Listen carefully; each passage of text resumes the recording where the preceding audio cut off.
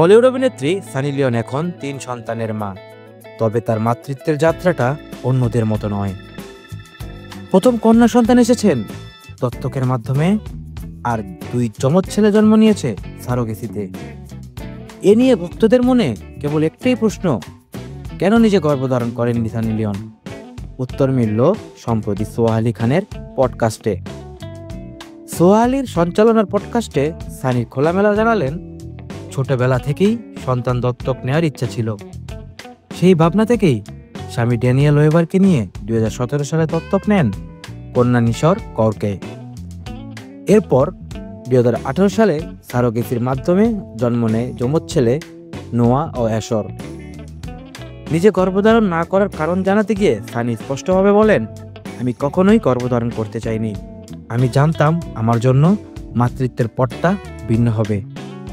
সানি আরও জানান, সারোগেসির মাধ্যমে মা হওয়ার সময় ওই নারীকে প্রতি সপ্তাহে একটি মোটা অঙ্কের টাকা দেওয়া হতো। সেই টাকায় সারোগেট মা একটি বাড়ি কিনে ফেলেন, এমনকি বিয়েও করেন বেশ জমকালোভাবে। সেই পডকাস্টে আরও উপস্থিত ছিলেন প্রসিদ্ধ স্ত্রীরোগ বিশেষজ্ঞ কিরণ। তিনি নারীর স্বাস্থ্য ও মাতৃত্ব নিয়ে আলোচনা করেন। আর সানির ভাষায় মাতৃত্ব বা সন্তান দত্তক বা সারোগেসি, যেভাবেই পরিবার তৈরি হোক না কেন, মায়ের অনুভূতি সবার জন্য সমান। ডেস্ক রিপোর্ট, বিনোদন ডেস্ক, খবরের দেশ।